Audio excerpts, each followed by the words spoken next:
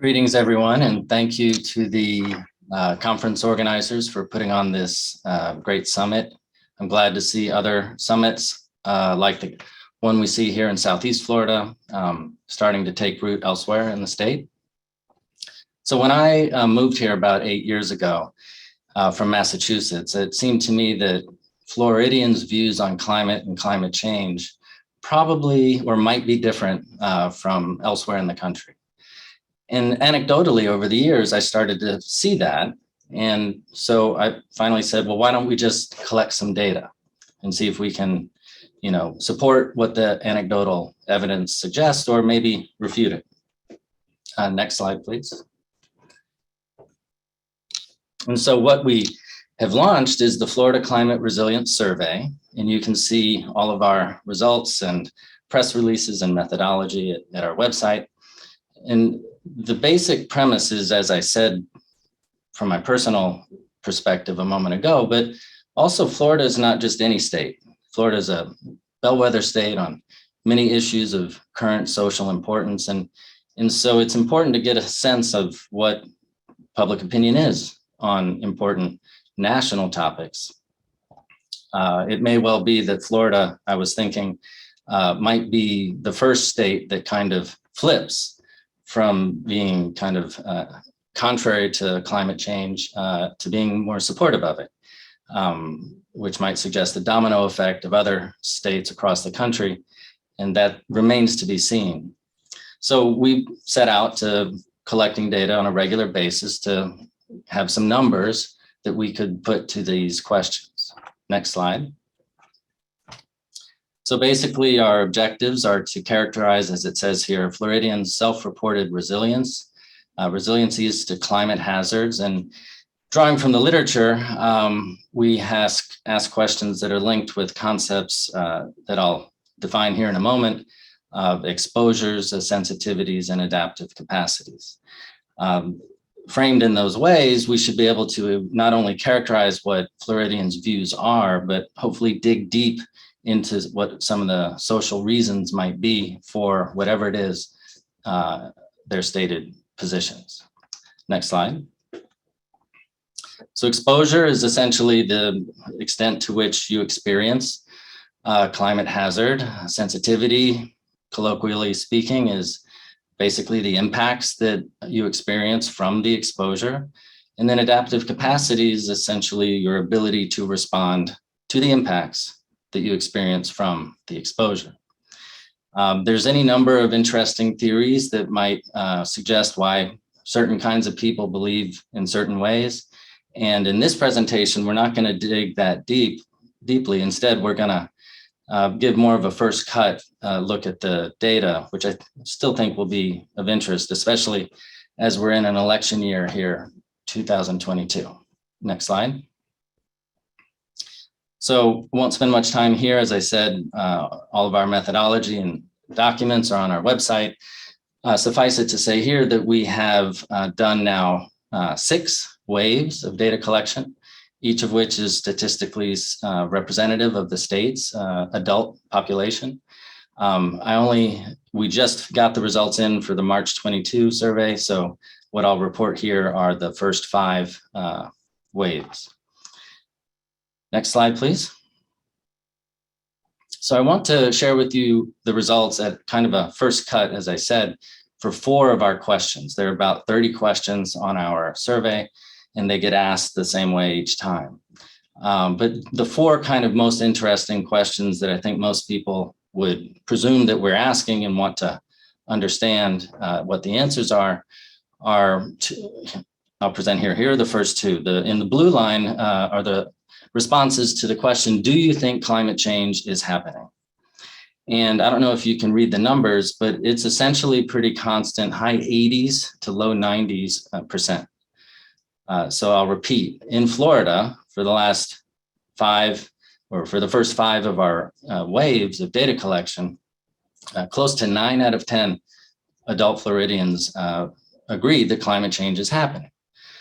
That is a pretty high number, in my opinion. And so let's dig a little deeper. The follow-up question, of course, is assuming climate change is happening, do you believe it is human caused? And that's shown there, the results in the white line. And a priori, we'd expect those numbers to be lower than the blue line. But in Florida, we're still seeing a majority of adult respondents answer yes. Climate change is happening and it's human caused, in the mid 50s to even approaching 60%. So keep those numbers in mind. Next slide. And as I said, I wanted to share with you results from 4 of the more top level questions. Here are the second 2. The first one that's written there on the right of the slide is, how strongly do you agree or disagree with this statement? Florida's government is already doing enough to address the impacts of climate change. So that is shown in the graph in the white line on the bottom. So it's about 30% of Floridians think that Florida's government is already doing enough. That might suggest that upwards of 70% think that the government should be doing more. Again, not necessarily what you would associate with a Republican state. And we're going to talk about party, not in a partisan way, but parties here momentarily. The bottom question is linked with the blue line in the graph. And the bottom question is, how strongly do you support or oppose the following statement? Florida state government should teach the causes, consequences, and potential solutions to climate change in the Florida K through 12 curriculum. If you've been watching in the news lately in Florida, there's a number of stories about political efforts to shape the K through 12 curriculum, and climate change being a hot button issue, we thought it'd be interesting to see how people might respond to this question. To me, surprisingly, as you see in the results in the blue there, it ranges in the 60s to 70% of Floridians support Florida government teaching about climate change in the K through 12 schools. Next slide, please.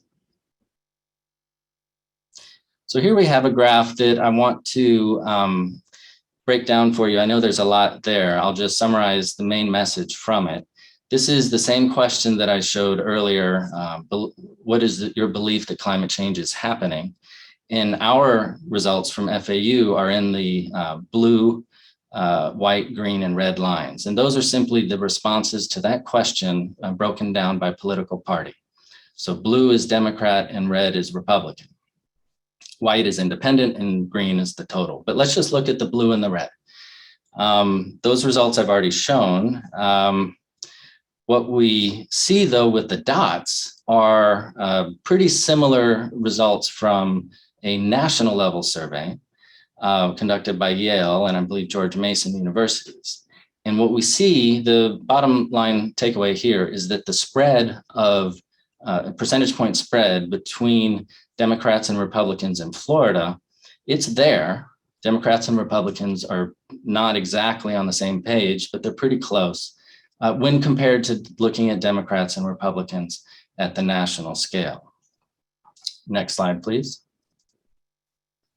So for Florida then, if Democrats and Republicans are responding a bit differently, we might ask, well, if we break the data out, not just by political party, but also by age, then what do we see? So young Republicans versus old Republicans and young Democrats versus old Democrats.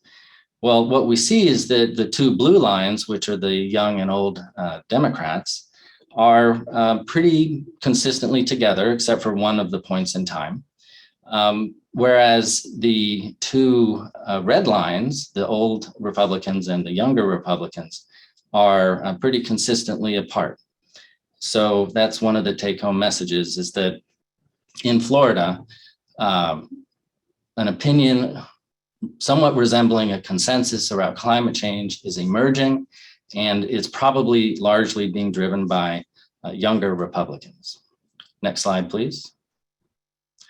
Here then is that same slide, but with the national data points superimposed, and we see the same thing. So the blue and the red solid lines are the Florida results. There is a spread there, but it's not nearly as broad as the national spread between Democrats and Republicans, which you see with the blue dots and the red dots. So not only are Florida Republicans and Democrats answering as they are, they're doing so in a more kind of consistent way than we see at the national scale, which harkens back to my original thought when moving here 8 years ago, is that there's the national scene with respect to public opinion that gets filtered through the political party prism and other prisms. What's happening in Florida, is it different? And I do think we have the evidence here to say that it is. The next slide, please.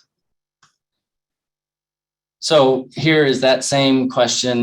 Do you believe that climate change is happening and is human caused, broken down as we did before by political party and by age? The same story emerges here, where if you look at the two blue lines, we see pretty close agreement, that is, between the younger Democrats and the older Democrats over time. There's a little divergence, but there's a pretty similar response pattern. Certainly when compared with the younger Republicans and the older Republicans who are in the two red lines, there they have a pretty consistent, greater deviation, the one from the other. In fact, you could argue that the younger Republicans are almost as close to the Democrats' trends as they are to the older Republicans. Next slide, please. So finally, just a couple of slides to show the results from the two other questions at the Florida level. Here, support for Florida schools to teach climate change in the K through 12 curriculum. You might not be surprised that the Democrats and Republicans, the blue and the red, the white is the independents, differ. Of course, they do, but pay attention to the magnitude of the numbers for the red line, the Republicans. It's 57, 67, 60. It's basically in the low 60s of percent of Republicans are supporting teaching climate change in our Florida K through 12 schools. Next slide, please. Then the final question I wanted to share the results from is here, namely, do you think Florida's government is doing enough to address climate change? The Republicans are higher than the other two groups, which might not be a surprise because party of small government probably thinks that if Florida's government is doing something, it's probably enough. But clearly we have in the 20 to 40% range of Floridians who think that Florida's government is doing enough, which would suggest a majority of Floridians are likely interested in the state government doing more. Next slide. So in conclusion, let me just summarize a couple of the high points. Number one is that Floridians exhibit pretty strong support, belief in, if you will, climate change, upwards of 90% that climate change is happening, and over half, about 55%, that climate change is human caused. That is a significant difference from what you see at the national scale. Floridians are supportive of teaching by large margins climate change in our schools. And the political party spread, there is a difference in public opinion in Florida about climate change by political party, but that spread is pretty narrow when you look at the similar spread at the national scale. And finally, what is driving the narrow spread in Florida seems to be younger Republicans. Thank you. So the first couple of questions are asking about disbelief, which is essentially the same also as belief in human-caused climate change associated with other social or demographic characteristics such as religious views or income level. So that's the next step of our analysis. What I presented, as I indicated, was the first cut of just kind of the juicy top line questions that the politicians and journalists are interested in, and I think I'm interested in. A deeper dive is what we're headed into this summer, which is to look with the links between these responses and income, religious views, education. Those are kind of the usual characters. One that's of particular interest to me is something called cultural identity, which I think we have some evidence for in the COVID case. So I'll leave that there and maybe rejoin with you all after the summer, and we've had a chance to do that more multivariate analysis. So I'm looking at more of these questions. Can you please repeat how many respondents were in each survey? Between 1,000 and 1,400. That is sufficient given Florida's population to claim statistical representativeness. Do you have information broken down by localities? The answer is yes. We have on our website, you'll see, I think, 5 regions for the state. And we can report results for each of the regions. When you do that, of course, your sample size gets smaller and the precision and the confidence in your estimates of what the public opinion is gets a little weaker, but that's okay. We will do that. Request, is there a publication or reference that can be used? And then also, when can we have access to the results? So the answer is on our website. It's Florida Climate Resilience Survey. And I showed the website on the first slide. You can get there more quickly if you just type www.ces.fau.edu, or you can send me an email.